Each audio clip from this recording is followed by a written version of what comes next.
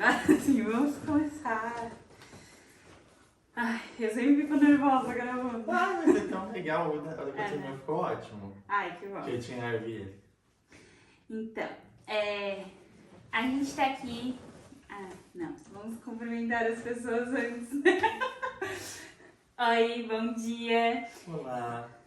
Eu sou a Caroline, esse é o Andrew e a gente tá aqui no segundo episódio do Caminhos Profissionais, esse quadro desse canal, que é o Devagar. Eu sempre esqueço o nome do canal.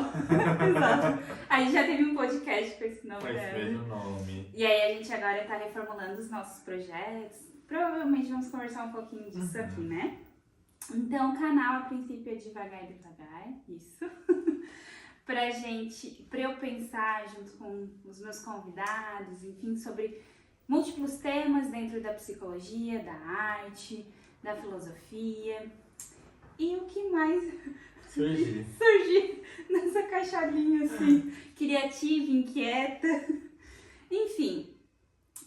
Hoje eu convidei o Andrew para falar um pouquinho sobre o caminho profissional dele, né? E antes de o Andrew se apresentar, eu vou me apresentar brevemente, embora quem está acompanhando o canal já deve pensar, ai, de novo, mas eu prometo ser rapidinho. Eu sou Caroline Scúcia, eu sou aqui de Criciúma, Santa Catarina, sou psicóloga graduada pela Unesc, trabalho como psicoterapeuta, supervisora clínica, professora. Como psicoterapeuta já há 8 anos, supervisora um pouquinho menos, uns 5, 6 anos. Depois da pandemia, minha noção de tempo ficou bem alterada, assim, né? De todos, né? Eu sou especialista do esporte também e sempre trabalhei com arte de alguma maneira. Antes mesmo da graduação em psicologia, já me considerava artista. Sou artesã também, artista marcial, fui atleta na adolescência. E aí durante a graduação, né, treinava, parava um pouco, enfim. E agora com a vida profissional também, né? Porque, enfim, quem não segue trabalhando com esporte, não é todo mundo que tem essa regularidade, eu não tenho tanto. Principalmente depois da pandemia também. E também tento escrever, então me considero escritora amadora. Então, Andrew, vou te pedir para tu se apresentar aqui, falar um pouquinho de ti, né, do teu caminho profissional de uma forma bem breve e depois eu vou fazendo algumas perguntinhas para ti. Então perfeito, assim, como a Carol já me apresentou, meu nome é Andrew Almeida, eu sou psicólogo, as minhas áreas de especialização são correlatas à minha área prática, então eu sou especialista na área de psicologia existencialista clínica e em neuropsicologia. Apesar de que neuropsicologia eu uso bem pouco na minha prática, mas eu trabalho com psicoterapia, também trabalho com supervisão, assim como a Carol, e também sou professor. Atualmente dou aula em cursos de psicologia, em especialização em psicologia, mas já dei aula em outros cursos de maneira presencial. Hoje eu faço esse movimento de ficar mais no online. Além desse trabalho meu, que é majoritariamente autônomo, eu também trabalho com a educação especial em uma AMA, que é uma associação que atende autismo. Faz pouco tempo que eu tô ali, mas não sei por quanto tempo eu vou ficar, porque eu gosto muito de transitar entre áreas. Provavelmente isso vai transparecer na entrevista, porque eu vou um pouquinho em cada uma para poder ir experimentando. Mas para além do meu perfil profissional, eu sou uma pessoa que sou muito apaixonado pela escrita, eu gosto muito de escrever, eu gosto muito de ler, de assistir filme, eu tenho uma paixão muito grande em conhecer culturas e experimentar coisas no geral. Acho que porque gostar de experimentar coisas no geral, eu acabo transitando entre vários hobbies, né? Por exemplo, fiz 1 ano de karatê, 1 ano e pouquinho, eu acho, para experimentar como era. Já fiz coisas que hoje em dia nem casam com a minha rotina. Sou meio severino, assim, da vida, sabe? Um pouquinho de cada coisa pra ver como é que é.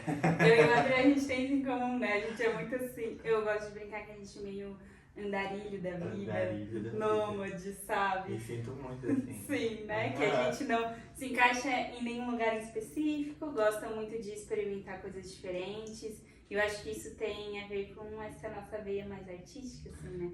A arte nos atravessa muito, assim. Então, Andrew, a primeira questão... Tá, vamos lá. Como e por que tu escolheu essa profissão da psicologia e como tu te sente em relação a ela? O motivo, de que modo tu escolheu E como que tu te sente hoje em relação à psicologia? Perguntas complexas. Já começou assim, vambora. Então, eu acho que todo profissional de qualquer área começa por um motivo diferente que o mantém, né? Ou a maioria deles, assim, que é o meu caso.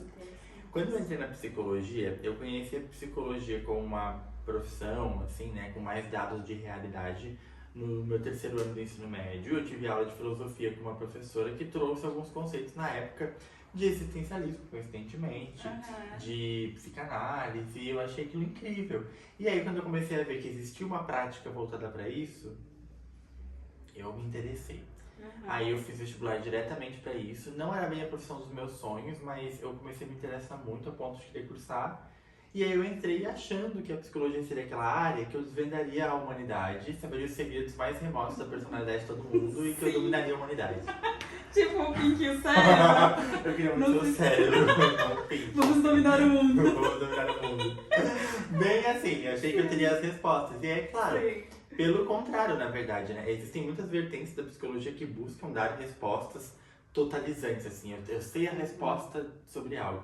Mas eu fui para um outro lado na psicologia e isso domina muito a minha prática, assim. Hoje é uma prática que eu tô numa vertente muito mais social, mesmo em consultório, assim. Eu acho que me vinculei muito mais à psicologia social, uma psicologia mais crítica e com essa base do existencialismo que questiona muito a questão do sentido da vida, que auxilia as pessoas a encontrarem a própria autenticidade nesse mundo de várias regularidades, né? Nesse mundo de regras.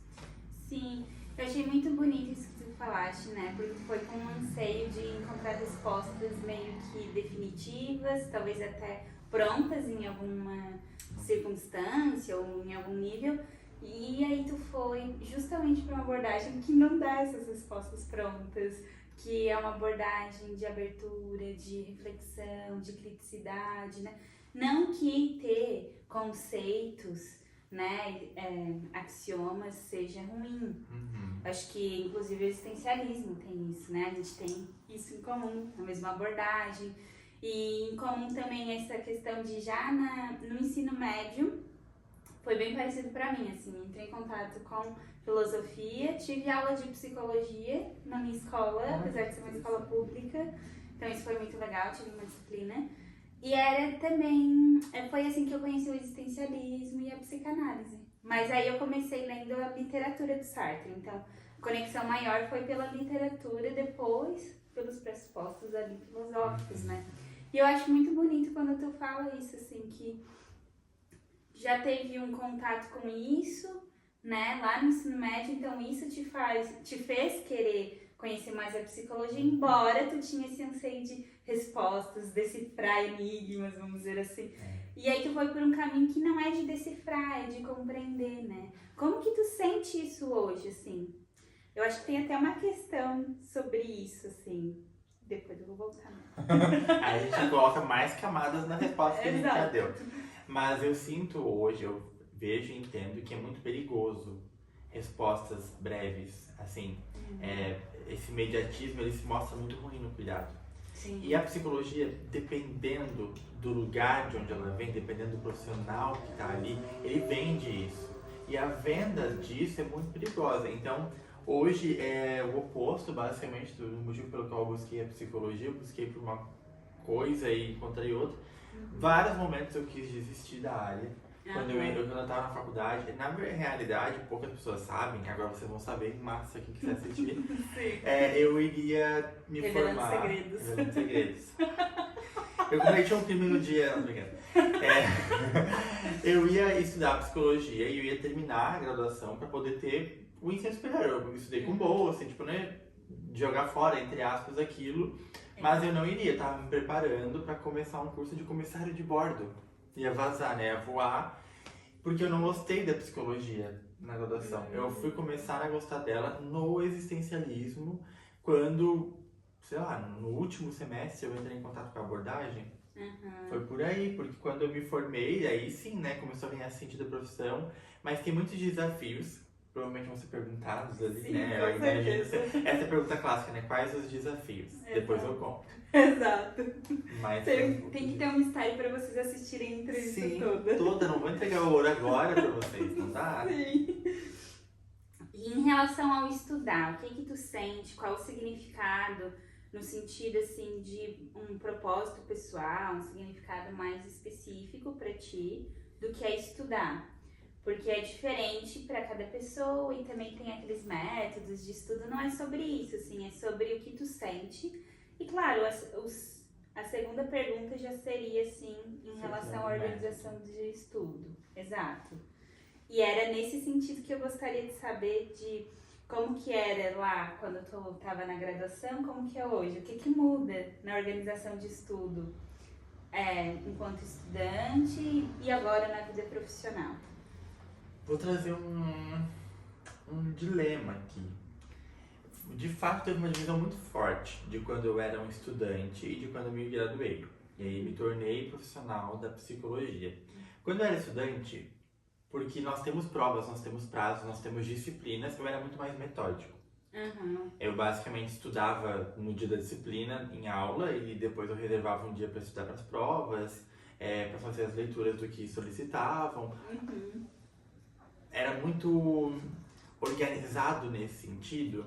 E aí eu era muito rígido no sentido de que eu precisava estudar o que estava sendo colocado ali para tirar boas notas também, para que eu aprendesse aquilo porque eu entendia que se estava me sendo apresentado eu deveria saber. Uhum. Então ficou bem taxativo o meu jeito de estudar. Ele era um jeito que eu me cansava muito, até porque como eu estudava à noite na graduação, eu trabalhava durante o dia, então trabalhar e estudar cansa a cabeça. É muito exaustivo, né? Muito exaustivo.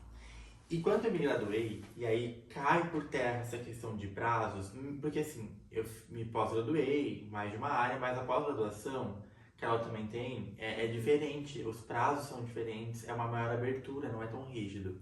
Sim. E aí eu comecei a me experimentar de uma forma diferente de estudo. E ela especializa mais também, ela né? especializa, ela então, foca, né? Geralmente tu tem disciplinas que são de maior interesse ainda do que na graduação, que ela é um pouco mais geral, a base, né? Daí estudar uma coisa que não se tem, tipo, por exemplo, estudar psicologia aplicada nas organizações e empresas. Eu particularmente, né, nunca gostei. Eu também não gostava da graduação, estudar. depois eu comecei a gostar na graduação. Daí você fala, clima organizacional, eu, que saco, o que eu quero saber, não vou botar os pés na empresa. E nunca botei, deu certo, mas em compensação, outras áreas que eu não gostava, tipo, odiava neurociência, e daí fui especializar em neuropsicologia. E aí tu descobriu um gosto diferente por... Eu acho que a neuropsicologia não tem as respostas, tá bom? Se vocês estudantes de psicologia aí estão doidos pra ir pra neuro, achar que o cérebro tem resposta, o cérebro não tem resposta de bulhufas, pra não falar uma outra palavra. Exato. O cérebro não guarda resposta. Quem tem que saber sobre o cérebro é o médico, né? A gente é importante também, é óbvio, né? Exato. Mas nós não trabalhamos com o cérebro, nós trabalhamos com a subjetividade que está sempre em relação, então nós trabalhamos com relação.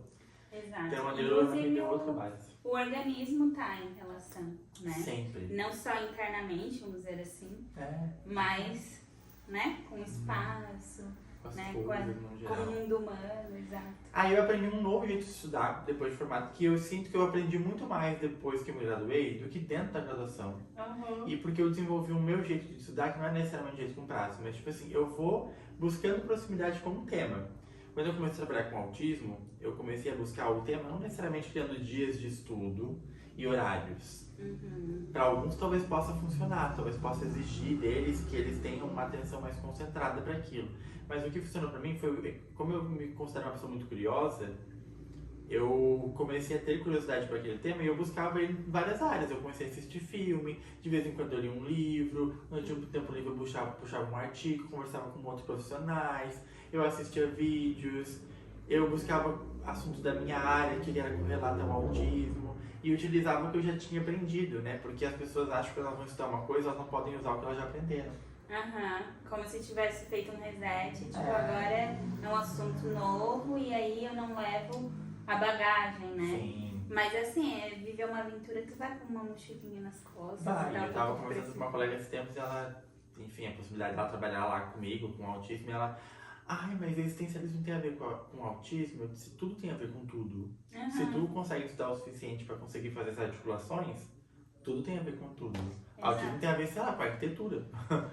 Né? Tudo consegue se correlatar. Exato. Agora que tu falou isso, eu lembrei, inclusive, de alguns perfis no Instagram. Eu tenho muito essa coisa de referências de Instagram. de arquitetos que trabalham com psicologia ambiental, que trabalham com neurociência, nessa perspectiva da relação com o ambiente, assim, sabe?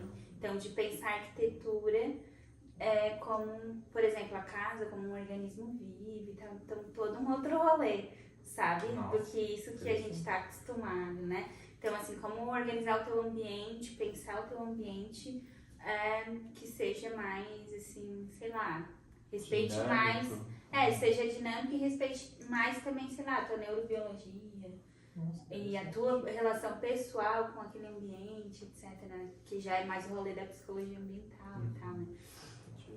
Enfim, um assunto Depois eu vai quero puxando o outro. perfis pra seguir. Tá, vou te passar, com certeza. E em relação ao estudar, o que tu sente em específico, qual o significado específico pra ti? Porque assim, por exemplo, pra mim, estudar sempre foi uma coisa assim natural, por conta de uma questão familiar, mas também uma grande paixão, assim, sabe? Claro que a matemática não, eu tinha um ranço. Nossa, não. Embora eu ache legal assistir umas aulas, assim, de filosofia da matemática, umas coisas do tipo física, só porque, tipo, eu sou curiosa. Mas não porque eu tô entendendo, assim, a aula. Eu entendo um pouquinho, sei lá, uns 5, 6%. Eu entendo quando mais duradouro. Exato. Caso, assim. E é engraçado, porque eu gostava muito de matemática quando era novinho. Até quinto ano, assim, sexto, essas coisas.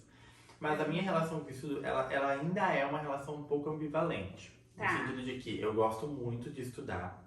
Como tu falou, pra mim é natural, porque é natural para mim querer saber mais. Isso, porque tu é curioso naturalmente. Sim, né? Tipo assim, se tu me apresentar um material e disser que aquele material é sobre um assunto, eu não vou querer beber da fonte só daquele material. Então eu tô sempre buscando porque é o meu jeito de me relacionar com informações. Acho que é isso que me guia um pouco também no meu processo de ser um psicólogo. A partir do momento que chega um paciente, eu quero muito saber mais. Isso me auxilia na minha profissão. Mas por ser curioso, eu tô sempre estudando. Eu vejo que eu considero estudo não só quando eu sento para ler um livro, mas sim, eu considero estudo quando eu estou pensando em alguma coisa e tentando raciocinar e buscar e rebuscar informações. Quando eu vou para uma reunião, ouvir pessoas diferentes. Então eu meio que estudo de várias formas. Quando eu vejo um filme, eu tento tecer um olhar para além das cenas e seguir um raciocínio ali, talvez até um pouco abstrato no primeiro momento. E ao mesmo tempo, eu digo que é ambivalente porque agora que eu tô conseguindo me desprender dessa ideia de que só é válido o estudo em que tu senta para ler um livro. Né? Por muito tempo foi dito assim que estudar era sentar, ler um livro, ler um artigo. Também é estudar, também é importante. Eu tenho esses momentos, acho que todas as pessoas que estão em alguma área que exige isso tecem esse tipo de construção. Mas agora que eu tô tipo, não, calma, André, tu tá estudando. Tu não tá estudando desse jeito somente. Mas tu tá estudando, porque eu sei muito mais do que eu sabia no passado. Eu sei muito mais do que eu sabia semana passada hoje. Exato, porque isso que tu tá trazendo é muito bonito. Nunca tinha pensado dessa forma, sabe? Que é tipo, a experiência de vida, no sentido de, por exemplo, isso que a gente tá fazendo agora, essa conversa é uma forma de estudar, então.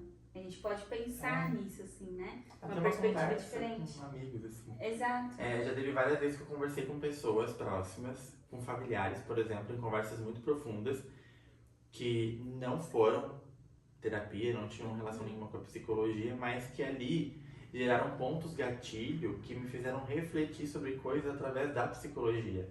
Tanto que eu tenho frases da minha família que às vezes eu levo para o setting terapêutico, contextualizando com o momento da pessoa e contextualizando com a técnica que eu uso, não só a frase solta. Claro. Mas tem uma frase muito, eu gosto muito da... Minha avó é uma referência. Não é psicóloga, mas é avó, né? Sim, exato. E aí tem uma frase dela que eu adoro, que eu sempre falo em todos os lugares, que é: vão-se os anéis, ficam-se os dedos. Já ouvi bastante tu falar isso. Essa frase é um lema, na verdade, pra mim. E acho que eventualmente eu retorno a ela, às vezes até com os pacientes, de que, tipo assim, o nosso mundo ele é um mundo que arranca as coisas. Porque é assim que as coisas mofam, né? Enquanto realidade. Então, o que tu pode deixar mofar, o que não dá, quais anéis que vão, sabe, pra tu manter os dedos. Muito legal, isso fala muito sobre perda, sobre luto, sobre reconstrução, né? Bonito isso. Não tinha pensado nessa perspectiva dessa frase. Porque ela é um dito popular, assim. Ela é um dito né? popular, é. Muito legal. Assim. Vou falar mais ao longo dessa entrevista. Exato. Referência à minha avó. Qual é o ano que ela fala as coisas? A gente vai citando. Lima da Silva, tal ano. Muito bom. Ó, só vou conferir se tá gravando, porque, né? Ah, então É talvez a importante. gente esteja só um momento aqui de psicose. Tá gravando. Então vocês cortam essa parte. Não fala isso. Pode deixar que eu corto, né? Obrigado. Deixa Ai, em preto e muito branco, bom. sabe, os erros. Ótimo, vai ficar muito bom, muito divertido. E aí, como tu concilia a tua vida pessoal, desde questão, assim, vida social, cuidado com a tua própria saúde, sei lá, tua casa, enfim, tudo que envolve essa vida pessoal, né? Pra cada um, acho que é muito singular. E a tua rotina de trabalho, a tua carreira. Porque, assim, não sei se tu sente isso, mas às vezes eu sinto que o meu trabalho atrapalha um pouco a minha vida, a minha rotina Vamos pessoal. lá. Infelizmente, por mais que a gente goste de trabalhar, pelo menos, né, eu tenho esse perfil um pouquinho workaholic, então eu gosto muito do meu trabalho, mas tem essa relação meio, assim, eu chamo de agridoce, tu falou ambivalente, eu acho que é um pouco a mesma coisa, que é gosto muito, mas tem um ranço profundo em alguns pontos, gosto muito, mas ele me atrapalha um pouco a vida. Sim, ai, exatamente. Tipo, às vezes eu só queria uma rotina de, né, não vou fazer nada, ficar de boa, num ócio profundo. Às vezes eu tenho que ficar estudando as coisas pro trabalho, quando eu queria estudar outras coisas, sabe? Nosso trabalho é um trabalho muito mental, então, diferente de um trabalho físico, que tem essa dificuldade, mas é um trabalho em que nós vamos fazer e não vamos desligar. Uhum. É muito difícil, tipo assim, atendi o dia inteiro aquela questão e agora eu vou pra casa e não vou pensar nisso. Aquilo vai meio que atravessar um pouco o teu cotidiano. E eu tenho um pouco essa dificuldade, né, de manejar minha rotina, porque minha rotina de vida pessoal, ela tá muito ligada ao trabalho. Porque até então eu estava trabalhando somente de forma remota. Atendimento, supervisão, aulas, tudo online. E aí eu adotei um trabalho presencial justamente para ter uma vida social mais movimentada. Então a minha vida social acontece um pouco por meio do trabalho, Entendi. mas eu tento muito bem separar, no sentido de que com colegas, com amigos e pessoas próximas, eu saio do trabalho para fazer. Uhum. Então, mas o trabalho ainda é um pedaço da minha vida social. Esse tempo eu estava conversando com uma pessoa que me disse uma frase que eu gostei muito, que é de que nós não deixamos de viver para trabalhar. Trabalhar é um jeito de viver. Uhum. Então eu existo ali do meu jeito, eu Verdade. tento ser muito autêntico no trabalho para sustentar a carga horária que eu tenho, porque muitas vezes eu trabalho manhã, tarde e noite, como a Carol. Exato, exato. Então, assim, eu acredito muito que a vida profissional e a vida pessoal, por mais que a gente faça distinções no sentido de que uma coisa é o nosso perfil profissional, vamos dizer assim, outra coisa é o nosso perfil em outras instâncias da vida, mas a gente está inteiro onde a gente estiver, né? Por mais que vá na frente mais alguns comportamentos, né? Algumas formas da gente de se relacionar, a gente tá inteiro ali, né? Uhum. Então, eu acho que esse ponto de buscar ser autêntico no nosso trabalho faz com que ele seja mais interessante Sim. e mais sustentável, Exato. suportável no sentido também de a gente suportar as chatices que tem no trabalho e também no sentido de a nossa vida dando suporte ao trabalho e o trabalho dando suporte à nossa vida. E eu acho que tem uma coisa que é um pouco incomum da vida adulta, que é a gente ter muitos vínculos a partir do trabalho, porque o trabalho ocupa muito tempo, assim, de cronológico mesmo, né, da nossa vida.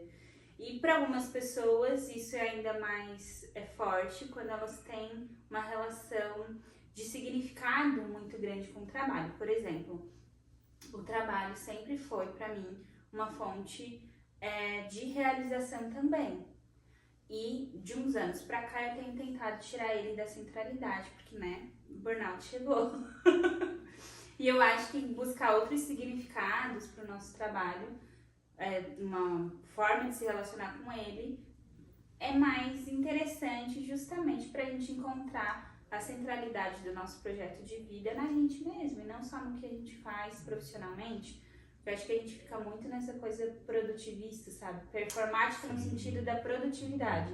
Tipo, eu existo se eu faço algo útil. Eu existo se eu tô produzindo, se eu tô tendo sucesso profissional, né? Embora o sucesso profissional ele é importante para autonomia em outros sentidos da vida, do tipo, óbvio que se a gente tem mais grana, mais patrimônio, network, etc., a gente também tem mais segurança e dignidade na nossa vida de modo geral, assim, né? Então não dá pra gente também, né? Ok, então eu vou viver de uma forma completamente disruptiva, mas dá pra gente tentar conciliar, né? E tu tem feito isso de uma forma que hoje tu tá satisfeito, pra ti tá interessante, tem alguns, ou tá mais ou menos, tu quer fazer alguns ajustes. Claro, só fala o que tu sentir à vontade pra falar aqui, né, pra galera, porque a gente tem os nossos segredos. Sim, se Porque a gente protege, né? uma vida em off. É interessante, tomara que meus pacientes assistam para eles saberem que eu sou pessoa também. Exato. Porque é um lugar um pouco idealizado do paciente, que nós somos pessoas que nós lidamos com tudo. Mas é uma coisa que eu ainda não lido tão bem, no sentido de que não está do jeito como eu gostaria 100%. Gostaria de me desligar um pouco mais do trabalho. O meu projeto profissional é de ficar num trabalho novamente só remoto, só de forma autônoma. Só que hoje eu me dou conta de que eu preciso organizar o meu projeto de vida para que isso aconteça. Entendi. Porque Tem algumas senão- escolhas que tu precisa fazer É. e algumas coisas que precisam ainda acontecer pra tu conseguir Sim, tomar. se eu só sair do presencial e ficar só no online atendendo dentro de casa, eu vou virar um eremita. Eu gosto de brincar que a gente vira ermitão da montanha. Sim. E eu já tenho essa característica pessoal. É uma coisa Não que eu sei tenho se tu também. tem. Ah, Eu funciono muito bem sozinho. E eu Exato. gosto. eu também. É uma liberdade. Sim, só que faz falta essas Faz, porque conexões, eu também né? sou muito social. Acho que nós somos Sim. isso, né?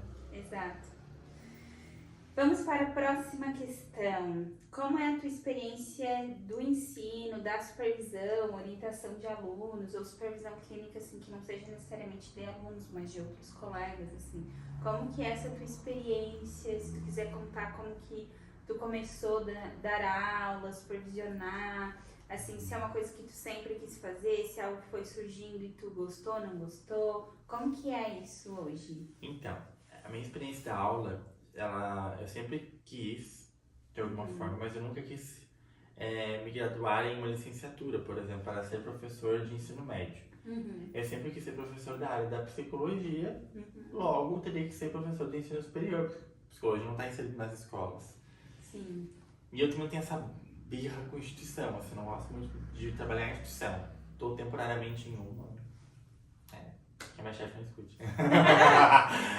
A chefe do André não pode ver isso. Não pode, tá proibido. Se você assistiu até aqui, tá bloqueado. Mas assim, eu sempre tive esse interesse. Porém, o que eu penso, assim, né, hoje? A docência eu quero manter pra sempre na minha vida, até então. Né, pra sempre por enquanto. Sim. Porque vai que eu mude de ideia. Então, Sim. a instituição no que eu dou aula é se eu amo estar. E tipo assim, não tenho vontade de sair e eu gosto de dar aula. Me identifiquei muito com isso. Eu acho que é uma forma de auxiliar e de contaminar positivamente outros profissionais com aquilo que tu aprendeu. Sim. E é possibilitar pontos de vista diferentes também, porque no começo eu me questionava muito, porque eu comecei a dar aula muito cedo. Eu comecei a dar aula em faculdade, em ensino superior, com menos de um ano de formado. E aí eu pensava, tipo, não é meu lugar? O que eu tenho diferente pra estar aqui? Como é que Tipo, meio síndrome do impostor, Sim, assim. tá, me escolheram por quê? Sabe? E aí eu comecei a perceber que, cara, o que nós temos de especial é aquilo que nós temos de diferente. Então é um ponto de vista. Exato. Todo professor, o que ele tem de especial é o seu ponto de vista. Exato. E aí eu fui entendendo isso. No lugar da supervisão, ela já veio um pouco mais recente. Eu comecei a fazer trabalho de supervisão no ano passado. Tanto supervisões coletivas com turmas e grupos, quanto supervisões individuais. Ambas eu gosto muito de fazer, porque eu ainda considero elas muito parecidas, assim, sabe? Sim. Considero muito parecido da supervisão individual e em grupo. Tipo, a tua experiência pessoal com elas. A minha experiência pessoal, o que eu sinto, sabe? E eu gosto tanto quanto dar aula. Tanto quanto dar aula. Mas eu gosto de trabalhar com supervisão e capacitação de psicólogos. Porque eu também trabalho com capacitação de outros profissionais, da educação, da saúde. Porém, não é uma coisa que eu goste tanto, porque me parece que é mais trabalhoso. Até eles entenderem alguns conceitos, sabe? Sim, sim, eu te entendo. Porque de fato, né, é muito diferente de falar para o público que tem uma mesma base em comum, vamos dizer, né? Mesma categoria profissional, então algumas compreensões são em comum mesmo na psicologia, independente de abordagens, né, e tal. E aí imagina a gente falar isso com os enfermeiros, a gente falar isso com os nutricionistas, os médicos, assim como quando eles vão fazer, sei lá, uma formação dentro da própria área, a gente não vai entender de nutrição, sendo que não é da área, A né? gente entende um recorte, né? Então Exato. eu entendo que... A gente entende com esse olhar de fora, E né? as pessoas acham que é muito fácil entender a psicologia, mas elas querem entender a partir da área delas, então elas não entendem. Exato. É porque eu acho que tem isso em comum com algumas outras áreas, do tipo ciências da religião, por exemplo, ou até, sei lá, algumas áreas sociais, como política, ciência política, geopolítica.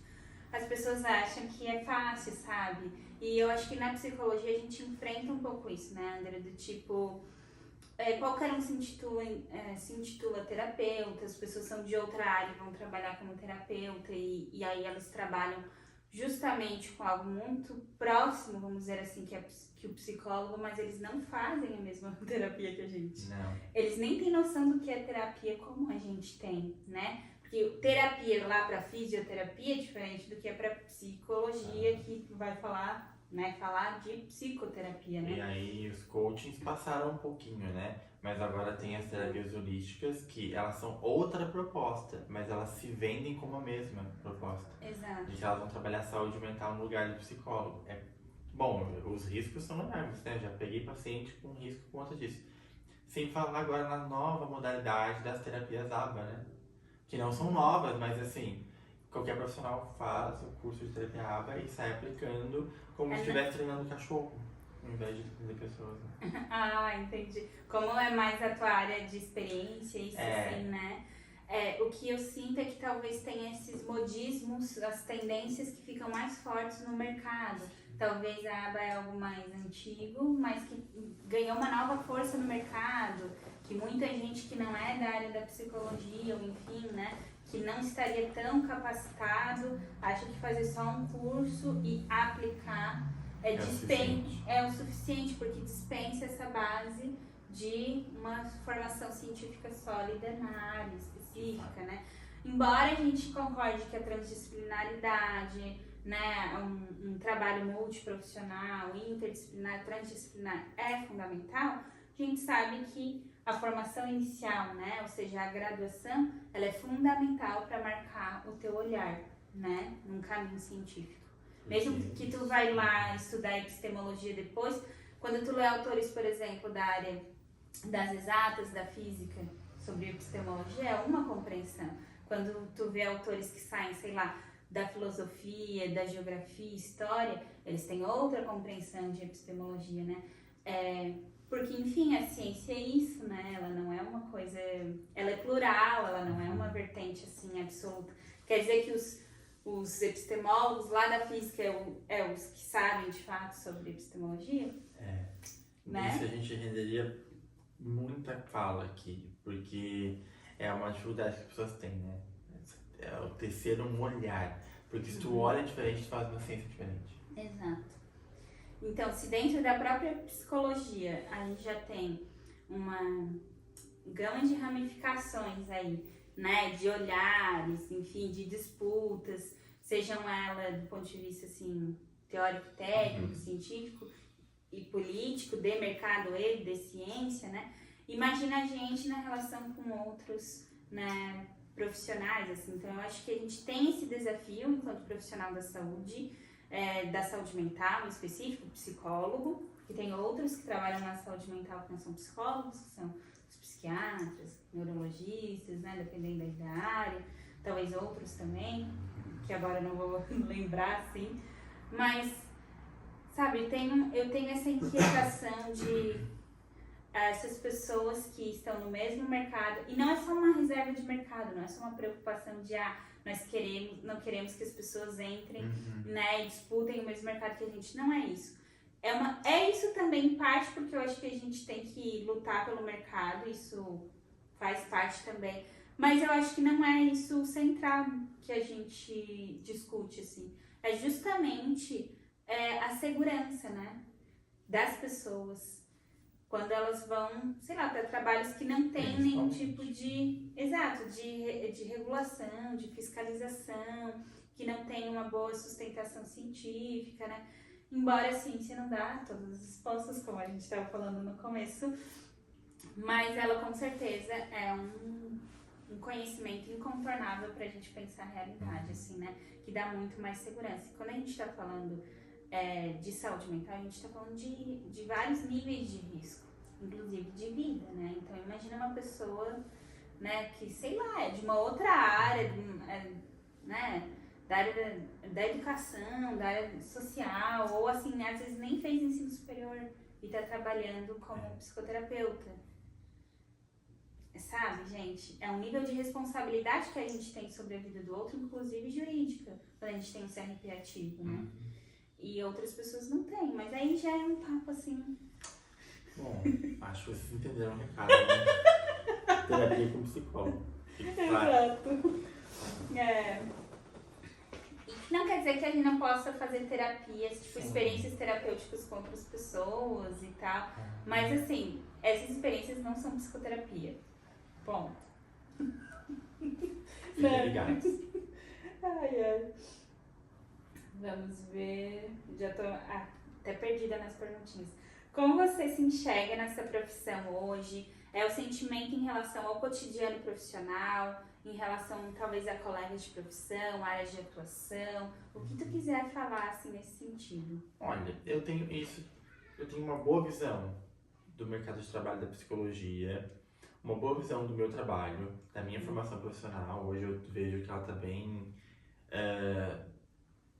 solidificada, assim, eu gosto do lugar que eu tô, com o tempo de formato que eu tenho, eu quero mais, como todas as pessoas querem, mas eu vejo que é muito interessante a área da psicologia. Eu tenho uma certa dificuldade em confiar em alguns colegas, é uma abertura mais particular, assim, porque eu vejo que a psicologia é muito banalizada, dependendo do olhar, porque na tentativa de vender o nosso serviço, a gente pode correr o risco de banalizar a profissão.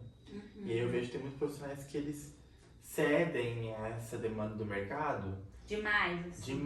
Demais. É até uma pessoa... Vende a alma pro mercado. Nossa, vende. A alma e outras coisas que o mercado pedir. Porque a pessoa começa... Eu tinha uma colega muito ética e tal, eu comecei a ver que ela começou a produzir conteúdos até um pouco perigosos nas redes. Que tipo de conteúdo poderia ser perigoso em psicologia, né? A venda de ideias que não são possíveis da forma como estão sendo ditas. E aí vende-se uma ideia de que, por exemplo, pra tu se amar, esse caminho dá, e aí tu não consegue, isso pode piorar. A gente vai consumindo aqueles conteúdos ali, a gente vai inflando as nossas redes sociais. Hoje as redes sociais, elas ocupam uma grande parte da vida, e de repente o meu pensamento, ele tá possuído por um jeito de funcionar, um jeito de pensar a realidade que não é meu.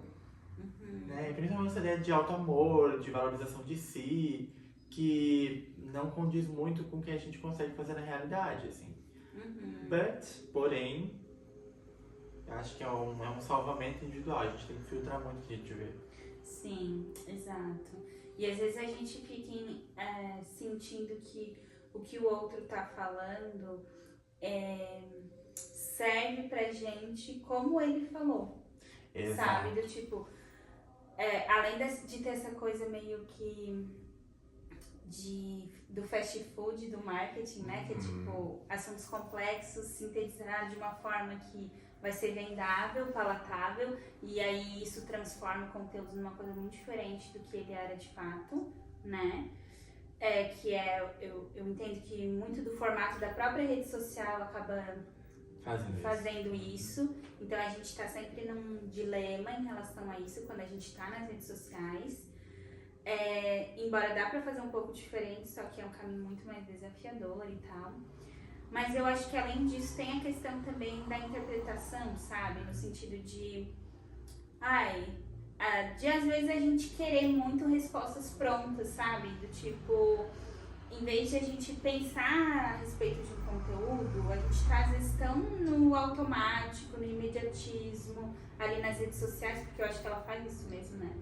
Com a gente só vai, tipo, absorvendo, sem parar pra pensar, meio que querendo uma receita pronta e só absorvendo, se deixando facilmente afetar por aquelas visões diversas. Eu, às vezes, em alguns momentos, me pego nesse tipo de... Muito fácil de ser puxado pra isso. Exato. Então, aí eu já percebo, isso não tá legal, cadê a minha criticidade, né? Eu acho que eu tenho que me desintoxicar um pouco disso. Ou, por exemplo, talvez não tá legal esse tipo de posicionamento, eu tenho que fazer de uma outra maneira, quando é na produção de conteúdo. Mas a minha maior implicação, particularmente com o Instagram, é mais o consumo dos conteúdos. Os dilemas, as dores são mais no consumo dos conteúdos do que na produção, sabe? Tanto é que às vezes, não tem engajamento nenhum, não tô nem aí, tô produzindo, porque eu sigo aquela linha. É claro que a gente também, né, se complica com as métricas, no sentido de a gente precisa também ter um alcance, né? Exato, mas eu não acho que isso é o principal, sabe? Acho que o principal é a gente conseguir produzir e se posicionar, até porque assim, não dá pra depender do marketing digital, né? Tem mais essa. Exato, e o marketing digital também não, são só as redes sociais, então eu acho que dá pra gente ir pensando outros caminhos, né, em relação a posicionamento, a divulgação do nosso trabalho. Por exemplo, o próprio Andrew, quando ele fala, eu fui um pouco para uma instituição, trabalho presencial, para aumentar ali, né, a minha vida social. É porque ele também não está dependendo só do online, ele está buscando outros caminhos. E ele... Transforma. Exato, eu acho que tu tens isso que é muito interessante de transitar em diferentes formatos, o online, o offline, e em diferentes áreas também. Então a próxima pergunta é justamente sobre isso. Como é que é essa tua experiência em diferentes lugares profissionais da psicologia e em formatos diferentes de trabalho? Porque eu acho que essa minha curiosidade me faz querer experimentar, né? De fato. E eu fui para várias áreas, assim, na tentativa de aprender, principalmente. Acho que eu pude aprender, e aí quando eu sinto que eu não estou mais aprendendo, e principalmente quando aquilo está de alguma forma fazendo mal, é quando eu programo a minha saída, assim, a minha partida daquele lugar. O online, ele condiz muito com o meu projeto de vida, né? Meu projeto de vida é de ter uma maior liberdade nos meus horários e uma liberdade geográfica, territorial. De eu poder frequentar espaços diferentes, conhecer lugares diferentes, e o online tem me permitido isso, assim. Ainda não é da forma como eu gostaria, mas ele já tá dando as caras. Já tá muito melhor do que já foi um dia. Que legal. Mas também acho que temos que ter paciência, né? Paciência. Mas eu gosto muito de transitar, assim, entre as áreas pra conhecer, entender e ser um pouco severino, assim, né? Então, algumas eu gostei, outras não. Sim. Quando tu fala dessa questão ali de ter paciência, né? Não tá exatamente como tu gostaria, eu penso sempre que a vida compõe junto com a gente, né? Então, nosso projeto de vida é nosso, mas não é só nosso, é com a vida, né? Então, a gente convive com a vida. Exato. Né? Então, é interessante a gente pensar que sim, ter paciência é importante, mas agir também é importante, né? Então, acho que tu tá encontrando esse teu ritmo, né? Como tu falaste, o online já tá apresentando esses sinais desse caminho que está trilhando, então assim, tu sabe que vai acontecer e que esse é o caminho para acontecer o que tu queres, né? E talvez assim, como antes tu ingressou na psicologia com uma intenção e foi se transformando, provavelmente as tuas intenções e compreensões também vão se transformar, né? E que sonhos, objetivos profissionais tu tens e tu sente a vontade de compartilhar aqui? Eu acho que tu acabou já falando um pouco sobre essa questão da liberdade geográfica, autonomia, mas tem outros, assim, que tu te sente a vontade de compartilhar aqui? Esse é o meu maior, assim, de ter uma prática sustentada na liberdade. Tanto geográfica quanto uma liberdade em questão dos meus horários. É meu maior projeto. É o meu sonho da psicologia. Continuar dando aula, acho que continuar por onde eu tô, mas talvez com mais reconhecimento ainda. E eu tenho um desejo de progredir academicamente, assim, né? Mestrado, doutorado. Mas isso é mais um projeto pessoal do que querer fazer algo necessariamente com isso, porque eu vejo que na venda do nosso trabalho e na construção prática do que a gente faz, não entendo que tem a diferença. Uma pessoa que tem mestrado ou doutorado com uma que não tem. Eu já conheci muitas pessoas que tinham doutorado e pós-doc que não eram bons profissionais, porque pesquisar é muito diferente de aplicar. Exato. Porém, eu acho que é algo que conversa muito com o meu eu da academia, assim, o meu eu lá da faculdade, sabe? Entendi. Basicamente é isso, porque o meu sonho maior, em primeiro lugar, é esse mesmo, de ter essa liberdade, sabe? Que aí significa autonomia pessoal, profissional e geográfica, Pra assim. mim De uma forma bem sintética, assim, né, resumida. Então, o que tu diria, assim, pro Andrew recém-formado, se tu encontrasse ele agora? Vamos imaginar que o Andrew recém-formado tá aqui. Para a gravação. O que tu diria pra ele, assim, se tu pudesse dizer algo que tu gostaria de ter ouvido lá na época, enfim, né, ou enfim, que tu caminhaste de uma forma diferente do que ele imaginava, alcançasse coisas que ele não acreditava, enfim. Olha, o que eu diria é um reforço no que eu fiz, porque eu gostei da trajetória que eu tive, assim, enquanto profissional, não faria algo diferente. Eu acho que se eu tivesse feito algo diferente, talvez não teria aprendido as coisas que hoje eu considero importante saber. Mas o que eu diria é: confia em ti. Confia no que tu achar que tu tem que fazer, no que tu achar que tu tem que começar ou terminar. Só confia em si mesmo. E como é importante a gente se dizer mais vezes isso, né? Às vezes, quando eu fico num dilema, eu penso: tá, por que eu não escolheria bem? Porque escolher bem é escolher. Aí tu tem uma resposta à tua escolha e tu banca essa resposta. Aí tu escolheu bem. E não necessariamente que tem uma possibilidade boa escondida ali, tu tem que encontrar ela com a tua escolha. Isso é meio fantasioso até, né? Exato, como se tivesse assim um pote de ouro no fim do arco-íris, né? E que tu tem que descobrir ou decifrar a vida e tal. E não é sobre isso, né? É sobre o valor da escolha estar em ser escolhida. E não porque ela foi boa. Tipo, por exemplo, um caminho profissional talvez do ponto de vista prático, de retorno financeiro, outro tipo de retorno pode ser fracassado. Pode ser que malogrou aquele teu projeto. Mas não quer dizer que a escolha não foi valorosa, ou que não foi digna, ou que não foi uma boa escolha. O fato de a gente bancar os riscos é o que faz as escolhas serem boas, Essa assim. é a magia. Exato.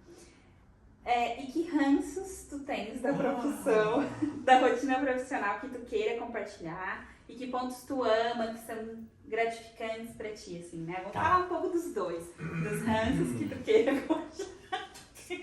Vamos lá. Ranço da prática. Tá, vamos lá. Vai dar uma mão cheia, gente. Eu sou muito crítico. Eu também. Mas o banco do crítico é fofo e macio, né? Como eu diria quem? A minha avó. Porque de fato é muito fácil. A tua avó é muito nietzschiana, ela é ótima. Minha avó é essencialista. Mas o que eu percebo, assim, né? Das coisas que eu entendo que elas não são da minha particularidade somente. São questões concretas da prática. O que me dá ranço é a desvalorização do profissional psicólogo.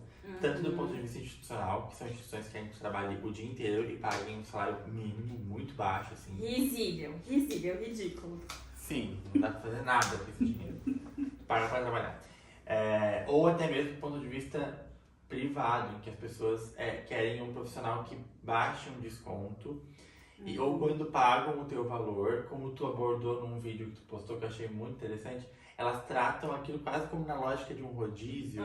E tipo assim, como eu paguei, eu vou extrair tudo que eu posso. Daí eles querem a tua alma e o teu sangue no canudinho. Muito boa essa. Eu, por sorte, quando cruzei com pessoas assim, elas não ficaram muito tempo. Porque talvez elas buscassem um outro tipo de profissional, um profissional que cedesse demais, um profissional que compactuasse e bancasse, principalmente, bancasse as escolhas delas. E não, os pacientes que estão comigo e as pessoas com quem eu convivo não fazem isso. Alguns ranços são esses, mas eu tenho outros, sempre tem mais, né? De pessoas que acham que entendem sobre a nossa área e querem se meter no que nós estamos construindo. Ai, deixa eu só comentar uma coisinha, André. Esses dias eu fui numa lojinha. Enfim, comecei.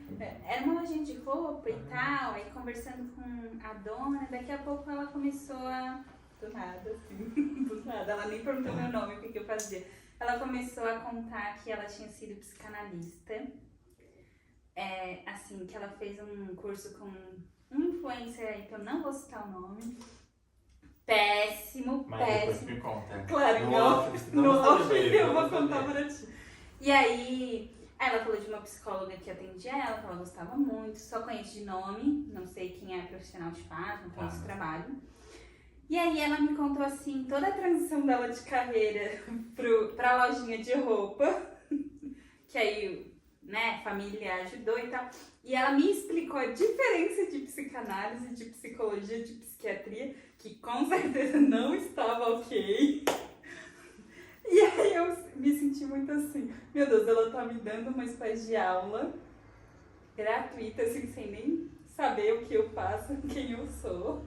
Tipo, primeiro uma questão de segurança, ela revelou vários dados importantes sobre ela, sem ela nem saber quem eu era. Depois ela, tipo, tava meio que ensinando um padre a rezar missa.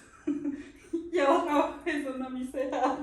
Nossa! Ai, eu não sei nem por onde começar. Tem uma frase que uma amiga minha diz, mas era um pequeno palavrãozinho. É liberado falar? Acho que sim. É leve. Será mas... que o Rio então o YouTube vai baixar? Será? Não, eu geralmente falo que não é conteúdo pra criança, então acho que tá de boa. Então ela cagou sem ser com merda, como diz uma amiga minha. Porque é o tipo de pessoa que ela estuda, é uma formação muito incipiente, muito fraca que se tem quando tu faz um curso breve. E aí nesse curso breve tu tem alguns dados. E aí tu concebe aqueles dados como uma totalização da realidade. Então tem o alfabeto inteiro. Eu estudei o A e o U. Só existe as vogais. Exato. Não precisa de consoante. Consoante não é importante, eu aprendi as vogais e eu tô falando.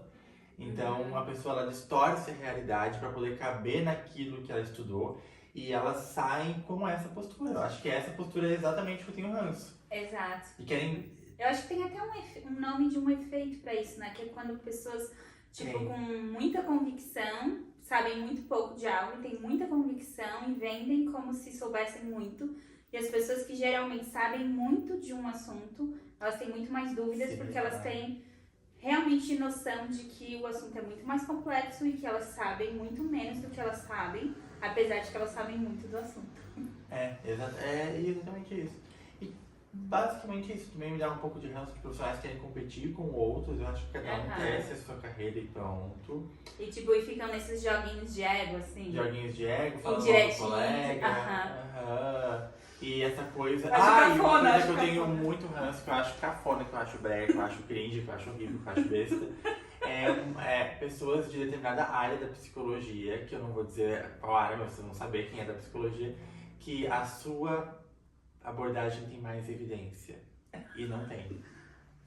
Andrew, tem sim. Sim, tem artigos que estudam de forma bem laboratorial aquele fenômeno, mas tu aplica isso na vida real, num contexto cheio de atravessamentos sociais, antropológicos, históricos, enfim, de gênero, de raça, e ainda levando em consideração que existe um longo prazo, tudo que ali é tido como evidência cai por terra na vida real, é uma evidência curta. Sem contar que geralmente se fazem pesquisas clínicas também, em que países elas são a maioria, né, dessas pesquisas, para serem universais essas evidências. E eu tenho meu último ranço, tem 1000, né, mas assim, meu último ranço que esse tempo eu vivi é psiquiatra que encaminha paciente para psicologia em determinada abordagem. Geralmente eles encaminham para terapia cognitiva comportamental, porque tem mais compatibilidade com o modelo médico, porém isso, além de ser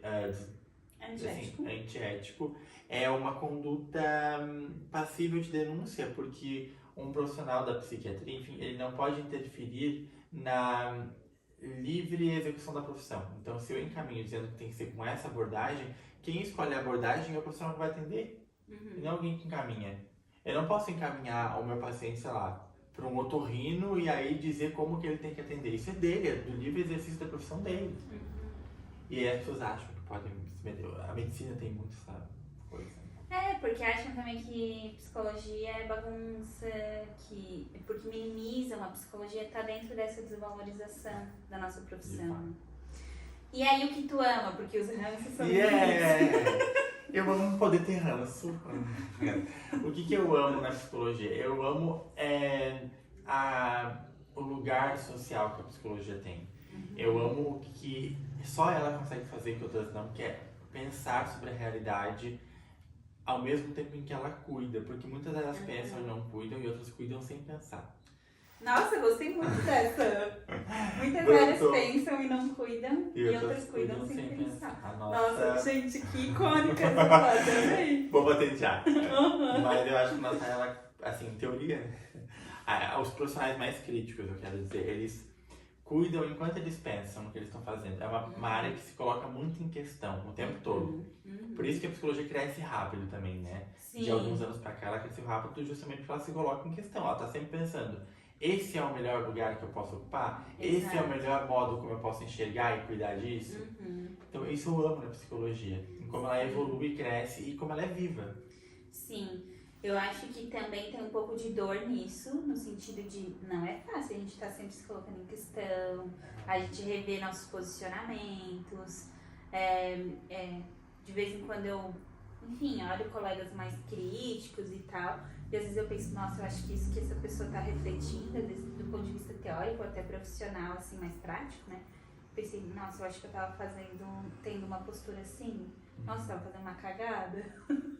Não uma questão assim grave, nada disso, mas Sim. tipo assim, mas por exemplo, poderia ser diferente. É mais no sentido assim de, eu tava sendo um pouco dogmático e não percebi, né? Esse tipo de coisa que eu acho que Sim. a prática automática faz tu ser um pouco, sabe?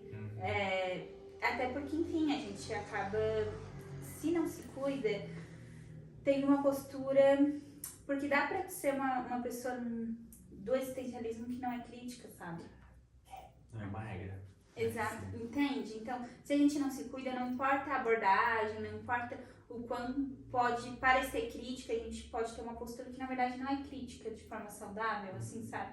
Mas é aquela crítica pronta, engessada, ou aquela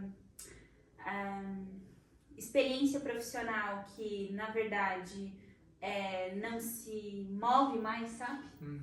Que eu acho que é um pouco nesse sentido de ser engessada, assim, não só do ponto de vista teórico, da reflexão, mas até das práticas, assim, sabe? Então, acho que é muito interessante esse movimento de a gente pode se refazer a partir do olhar do outro, não no sentido de ele estar olhando para nós e nos definindo, mas, assim, a forma como os colegas se posicionam, refletem, a gente também pode compor junto com eles, assim. Então, eu acho que isso é uma profissão muito colaborativa se a gente souber ter uma postura cooperativa, apesar de que tem dores nesse processo. Mas essas dores não são ruins, são dores do crescimento, são dores de a gente poder refazer as nossas escolhas. Acho que isso é bonito do existencialismo, né? É uma base. Exato, a gente pode estar sempre refazendo essas escolhas. A gente não tá assim, pronto e acabado e tipo, nossa, o destino da pessoa tá definido, né? Sim. Se ela tá atuando de um jeito, ela não tem como se refazer. Né? Exatamente. E outros pontos que pra ti são gratificantes, tu queres falar mais algum? Ou era isso mesmo? Eu acho que esse é o principal, assim, é o principal. Tá, e agora é mais no sentido de dicas, é uma perguntinha mais rápida. Fala 3 nomes importantes que te guiam na profissão, no sentido de autores, referências, assim. Então, o primeiro deles, né, vai ser Sartre.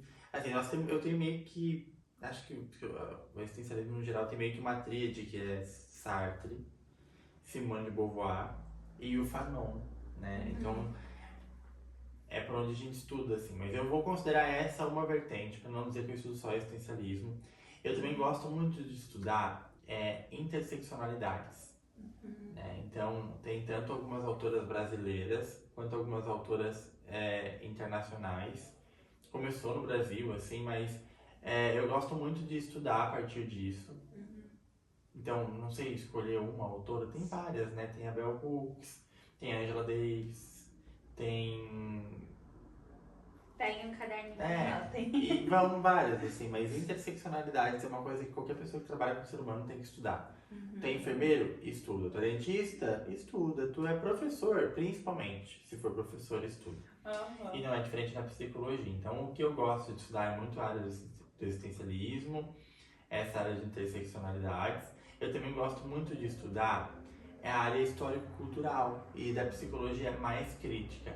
E aí, psicologia crítica, entram alguns autores que eu acho muito interessantes, como o clássico. Eu sempre esqueço o nome dele. Ele fala sobre o biopoder.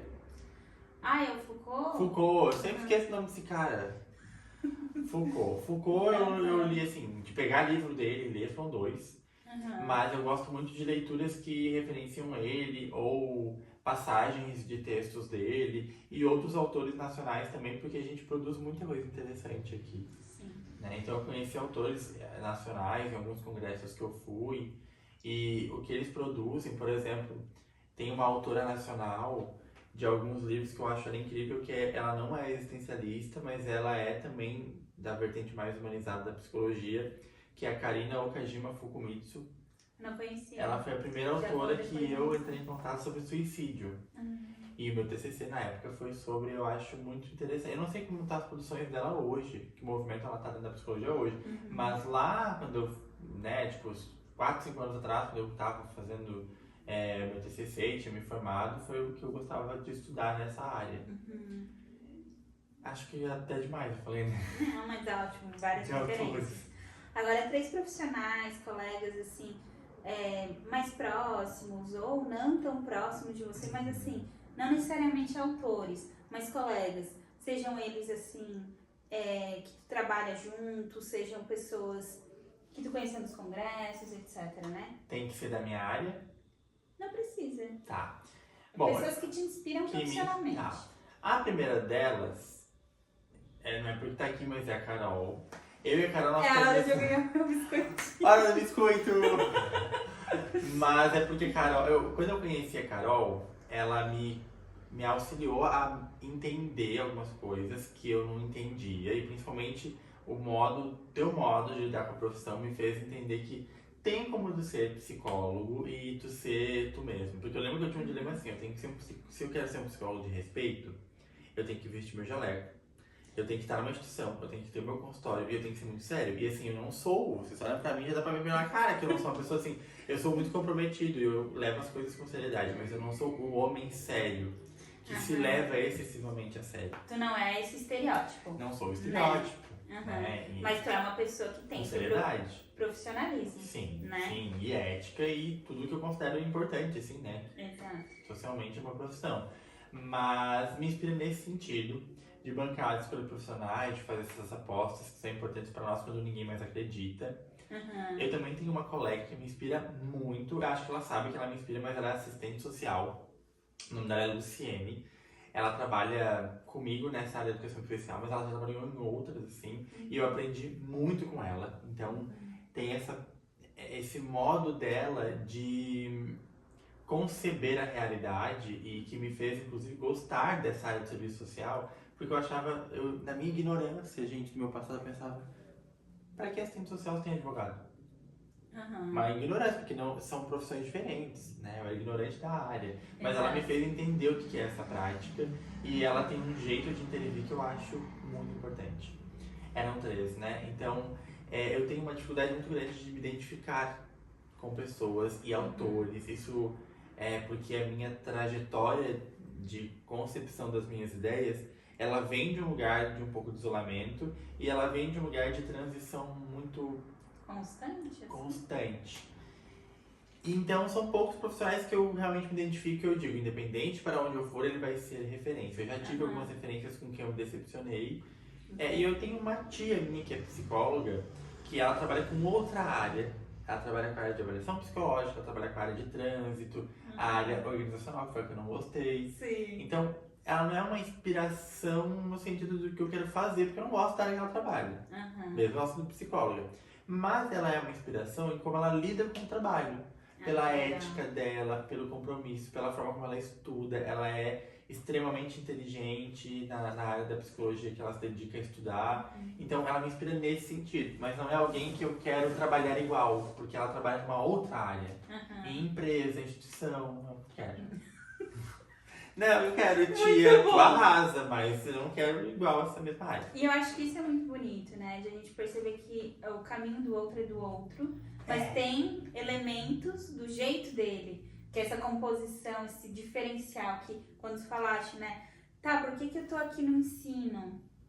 Né? Aí tu foi percebendo porque é o meu diferencial, o meu olhar único. Né? Então tem elementos ali do outro que a gente pode pensar, isso é interessante, talvez eu possa compor um pouco com o meu jeito. Eu não quero copiar o jeito do outro, mas o jeito do outro me inspira, vira matéria-prima para eu compor o meu jeito. Exato. Né? Então isso é um pouco na lógica do Hope como um artista lá do Austin Kleon, que não é essa coisa de você vai copiar literalmente, você vai compor junto. Roubar no sentido de, sim, você pega os elementos, pega as referências, mas tu vai criar algo novo a partir daquilo ali, né? Então, assim, as pessoas têm jeitos que nos inspiram e às vezes jeitos, assim, que a gente pensa que é repulsivo pra gente, que, tipo, eu não quero isso. Então, pode ser também uma referência no sentido de que modo eu não quero viver, de que modo eu não quero ser. Né? Eu tenho várias. Não precisa. Não sei aí. Em off, aí ele... Em off, depois eu vou contar quem era profissional e vou contar pra ela quem era as referências. Isso, que eu vou contar, né? O influencer lá. Ah, o influencer. Ui, chegou a me dar um negócio. Que tipo de dilemas, né? Chegou a hora dos desafios. De dilemas, desafios que tu passou na tua carreira, que tu sente a vontade de comentar. E que tu acha que essa maneira com que tu viveu esses dilemas pode contribuir para quem tá passando, quem vive uma carreira semelhante, precisa tomar decisões assim consideradas mais sábias ou assertivas e tal. Ou seja, pessoas que vivem dilemas profissionais numa carreira semelhante. O que tu quer contar assim, dos perrengues? A hora dos perrengues. Assim, perrengues pontuais, nós sempre temos vários, né? Situações que a gente não gostou, decepções que a gente teve. Mas tem uma coisa que ela acontece em áreas em geral, que pra mim é um perrengue assim que atravessa, sabe? Independente de onde a gente vá. Que é tu trabalhar com profissionais que não se importam. Não que eles não sejam bons, que eles não estudaram, talvez eles não saibam, mas eles não se importam a ponto de utilizar o que eles aprenderam. E aí nós podemos ser de qualquer área, nós vamos trabalhar com profissionais que às vezes são cheios de preconceito, que têm falhas na construção do conhecimento, porque eles não têm interesse em preencher lacunas e dúvidas, eles preenchem ela com julgamentos, principalmente na área de humanas, assim, né? Profissionais que até que chegam a ter condutas antiéticas, assim, e trapacear diante de colegas e diante dos próprios pacientes, clientes, depende da área, né, que a pessoa tá, eu digo da minha, assim. E isso constrói ambientes de trabalho em que tu se torna alguém muito impotente. Mesmo que tu tenha potência e a ação de mudar algumas vidas, tu luta contra um sistema muito falho. E eu me pego sempre indo trabalhar em lugares, coincidentemente, né, por conta da nossa área, em pessoas muito vulnerabilizadas. Agora eu trabalho num lugar que a vulnerabilidade é a questão do autismo, tem outras múltiplas vulnerabilidades em algumas vivências de pessoas ali.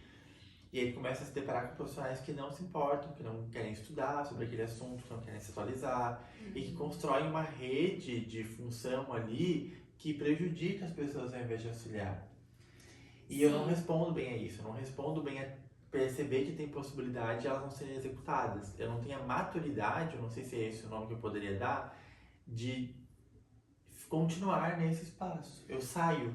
Sim. É o meu problema, o meu dilema. Acho que não ter essa maturidade nesse sentido é positivo, porque tu não tá compactuando Não consigo. com um ambiente em que as relações de trabalho, as relações humanas ali, estão cheias de aspectos nocivos, vamos dizer Exato, eu assim, acho que isso é né? importante de eu frisar também. Não é algo de atrair pra mim uma superioridade que não, sou ou somos melhores do que esses outros que estão trabalhando, mas é o fato da pessoa ela romper com a diferença técnica. Porque às vezes eu e a Carol podemos trabalhar juntos e entender as coisas de forma diferente. O que acontece, nós temos projetos em comum e temos opiniões diferentes porque somos pessoas diferentes, apesar de estarmos numa abordagem comum, etc. Mas a gente sempre vai ter perspectivas diferentes, expectativas, e a gente vai alinhando isso como é possível.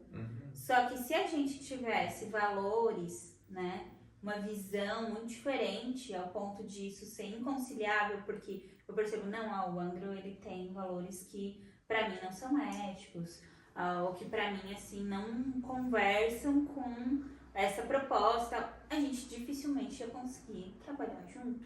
Tanto é que a gente tinha um podcast, a gente entendeu que, né, a gente teve um episódio porque a gente entendeu que, tipo, não era o ritmo Que a gente conseguiria bancar. E também porque a gente tem os nossos projetos de carreira individual, né? E aí, isso, a nossa rotina, várias coisas tinham que convergir. Então, a gente entendeu que aqueles temas que a gente trabalhou, a gente vai criar Utilizar de alguma outras forma. coisas. Exato.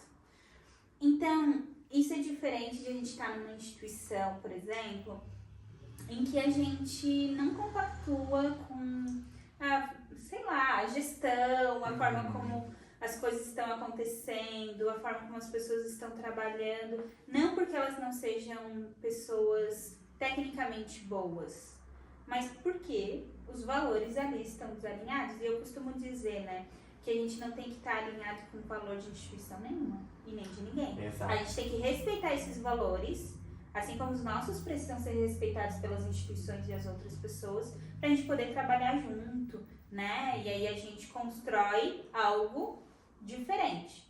Mas os meus valores profissionais e pessoais têm que estar alinhados comigo, Exato. com a minha carreira, né? Por exemplo, o Andrew, ele trabalha em 2 instituições, com funções diferentes, né? Não tem que estar alinhado com essas instituições. Ele tem que respeitar, né? Cumprir os acordos ali, com essas instituições em relação a ele, mas é a carreira dele, os valores dele estão alinhados com ele, com a carreira dele, com o projeto de carreira individual que ele tem, né? Porque imagina a gente trabalhar a vida inteira numa instituição e a nossa carreira ser aquela instituição, sabe?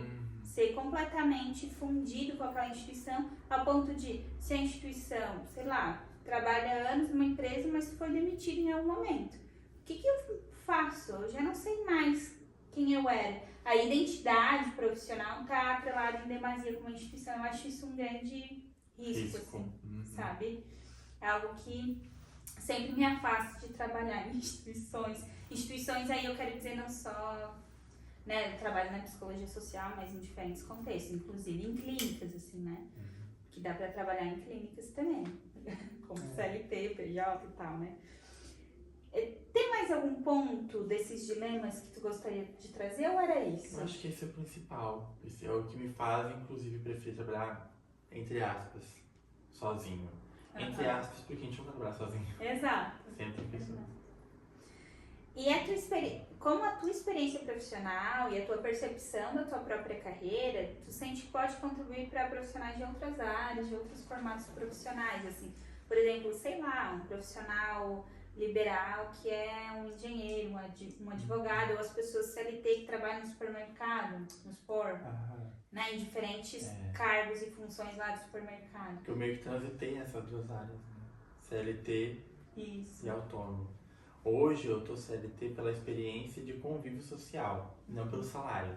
Se for pelo salário, seco de fome aqui na frente de vocês, não tem como, o salário é muito baixo. Sim. Mas a gente se lança pra experiência porque eu gosto da experiência, eu acho que por que não? A maioria das decisões da minha vida, eu acho que esse é um conceito que eu deixo, por que não? Tu tem vontade de investir no negócio, por que não fazer? Exato. Geralmente os porquês não fazer, eles são negociáveis. Né? Eu tenho muito medo de, assim, eu acho que todos nós vamos nos arrepender e a gente tem que escolher aquilo que aparentemente, provavelmente, a gente se arrependa menos.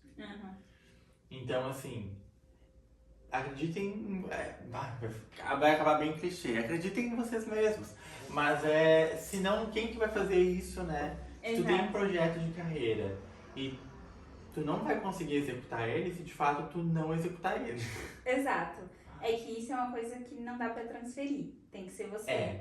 E essa autoconfiança é isso. Tem que ser autoconfiança. Você tem que confiar em ti. Querido, não dá pra... nos outros. Exato, Tu não- tem que fazer. Exato. Como tu quer que as pessoas confiem em ti se tu não confia? Ah, Tem que começar por ti. É clichê porque o lugar comum, ele, né? Ele tem uma E importância. principalmente entender uma coisa. O que tu tá intencionado a fazer que seria irreversível. Tu vai abrir um negócio, tu vai apostar R$500 mil nesse negócio e aí tu não tem como recuperar esse dinheiro, beleza, então pensa bem se tu vai fazer. Mas assim, trocar de área, qualquer coisa tu volta pra onde chega. Exato. Nada é tão letal. Exato. Tanta Quanto gente a gente projeta, imagina. imagina. Exato. A realidade às vezes é bem menos dura do que a nossa mente está projetando. Então, Aham. fazer uma transição de carreira.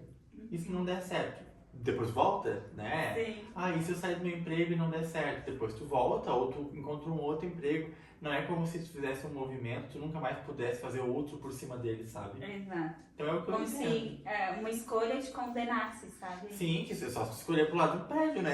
Aí provavelmente não tem mais como voltar atrás. Mas de Exato. resto dá. Exato. Então, enquanto a vida é esperança, como diz o Stephen Hawking, né?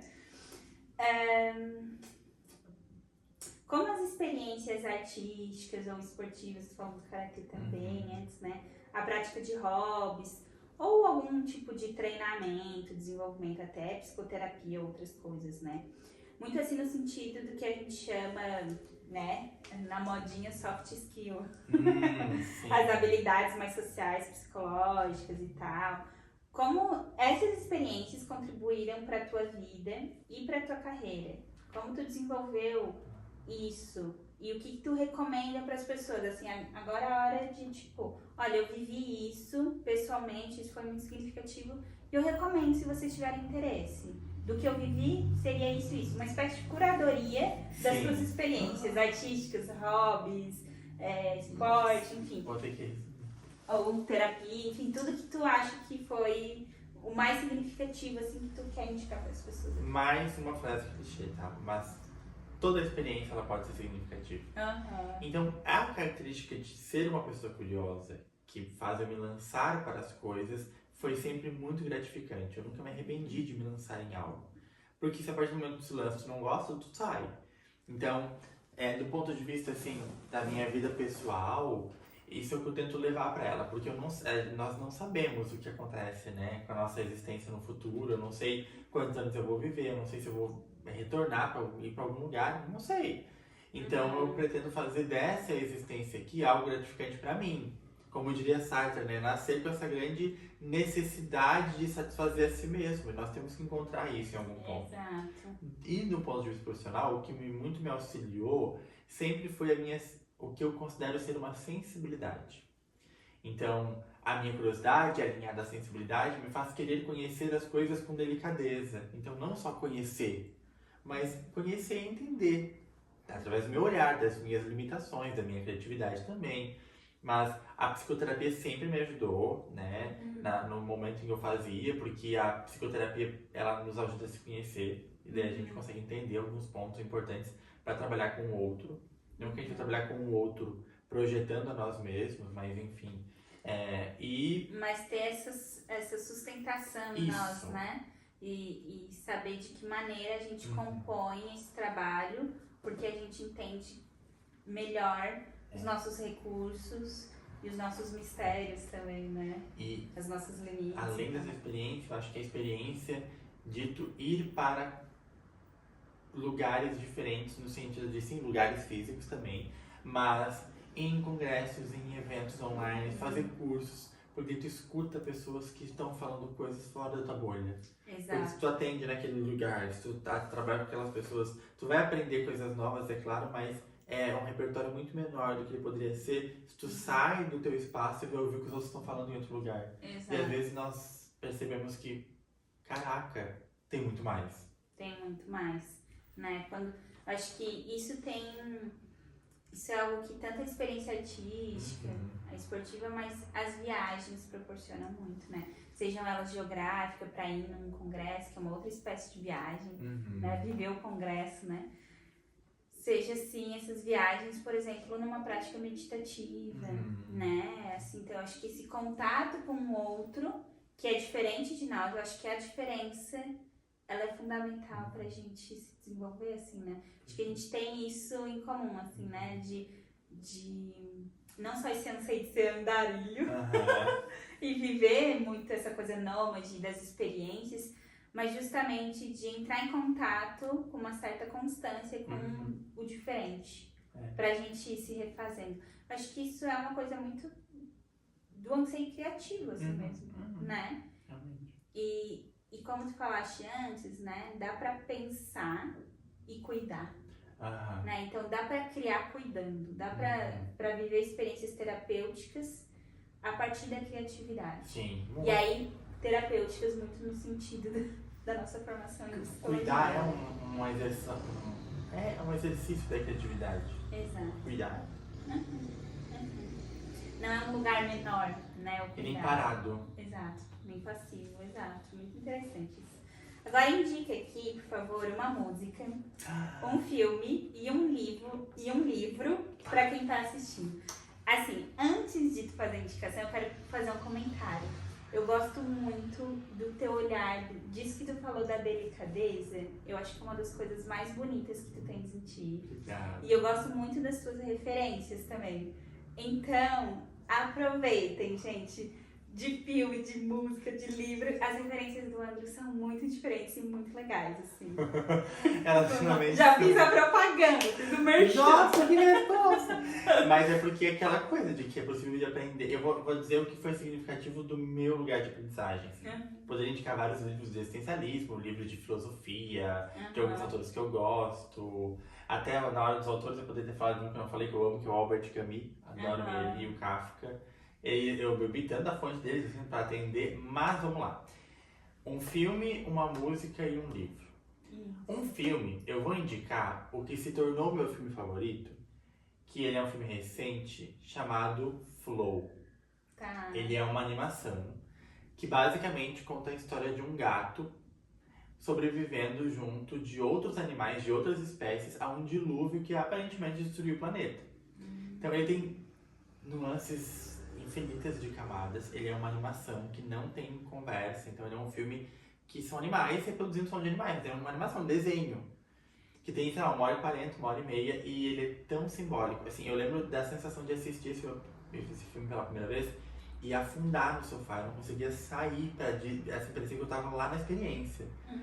Muitos filmes podem fazer isso com a gente, mas esse me fisgou de um jeito diferente, e olha que eu assisto filme, hein? Eu adoro filme. Mas essa é a minha primeira indicação. É Flow, F-L-O-W. E tem algum lugar assim, tipo algum stream e tal? Olha, e agora, gente? Ele veio pros cinemas, depois eu não sei, mas eu acho que ele deve ter algum streaming, assim.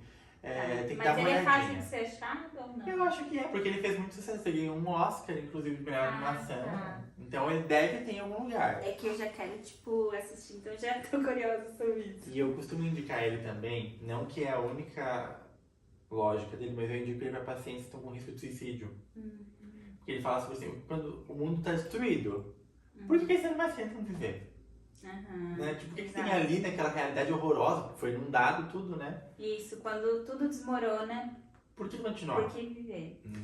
Lembrei já até de um livro do Viktor Frankl. Sim, que eu adoro. Tá. Eu já me metendo nas indicações. Depois ela vai indicar esse livro também, pra vocês não ficarem babando assim. Não sei. Exato. Agora uma música, bom, vem várias na minha cabeça, né? Inclusive, eu vou acho que indicar a minha música favorita, mas ela é uma sensibilidade pra mim, assim, né? Talvez alguns escutem e não sintam o que eu senti. Mas essa música sempre comigo, que se chama Posing for Cars, que numa tradução literal seria posando, né? De fazer pose para carros. Ela é uma analogia de que somente vendo a letra da música e escutando a forma como aquela música está sendo cantada que tem sentido, assim. Ela é uma música internacional de uma banda chamada Japanese Breakfast, seria tipo o café da manhã japonês, eu acho. Algo assim. Mas é uma música internacional. E tem uma música nacional que eu também vou indicar. Ela é um trecho de uma música, não é um trecho, ela é tipo um prelúdio, assim, ela é curtinha, que se chama A Liberdade, da Urias, com a Márcia, que é uma mulher trans tá cantando junto com ela, mas ela é a narrativa, basicamente é a narrativa de uma vivência ali, de uma falsa liberdade que nos é vendido, que se a gente não conseguir conquistar a nossa, a gente sofre. Então, mas principalmente essa primeira que é minha música favorita. E um livro, um livro de gato. Não que eu seja totalmente apaixonado por gatos, eu amo, eu tenho um, mas... E o nome dele é muito bom. Esse livro ele é tudo, assim, ó. É Relatos de um Gato Viajante. Ai, o nome eu achei fofo. É tudo de bom. Esse livro, não vou dar spoiler de nada aqui pra vocês, mas esse livro ele conta a história de um gato de rua que é adotado temporariamente por um rapaz no Japão, porque ele é um livro que foi escrito por uma autora japonesa. E depois que ele adota esse gato, ele não pode ficar com esse gato, né? Porque, enfim, tem um motivo ali no livro. Aí ele decide fazer uma viagem pelo interior do Japão para ir buscar pessoas que foram muito significativas em algum momento da vida dele, para ele poder deixar esse gato, porque ele não queria deixar com qualquer pessoa, então ele queria deixar com alguém que cuidaria desse gato. E aí é um livro que eu tinha que parar pra chorar, assim. Aí eu pra chorar em livro, vamos botar qualquer livro, mas aquele ali, ele me pegou de um jeito diferente. E ele, eventualmente eu volto, assim, pra ele. E ele tem frases e ele conta a história do ponto de vista do gato. É o relato do gato viajante, não do humano. Então tu começa a ver a realidade humana a partir do que seria o ponto de vista de um gato. Então tudo aquilo que está muito estabelecido como comum, o gato vem e tira. Né? Então tem um trecho no início que ele fala assim, ó. Eu nunca entendi por que os humanos choravam. Nós gatos não choramos. Mas naquela circunstância eu entendi o que significava chorar. Chega a me arrepiar, você falar, mas é um livro muito bonito. Muito legal.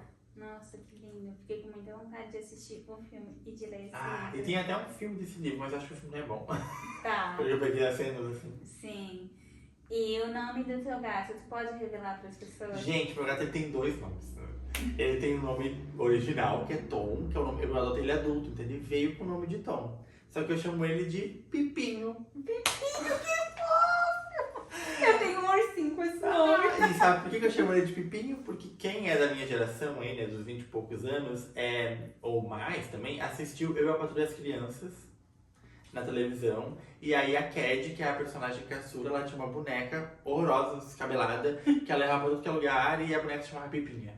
Por isso que eu dei o nome dele de Pipinho. Pipinho. Mas eu achei Tom também um ótimo nome, porque me lembra muito o Tom do Tom e Jerry. Eu só chamo ele de Tom quando eu tô com raiva. Quando ele vê no lixo, eu digo, Tom, o que é que tu fez? Quando é pra puxar a orelha dele, né? Sim, não, é tipo, Pipinho. quando ele não tá sendo um filho muito educado. Muito educado, eu chamo ele de Pipinho quando ele é fofinho. Ai, muito bom.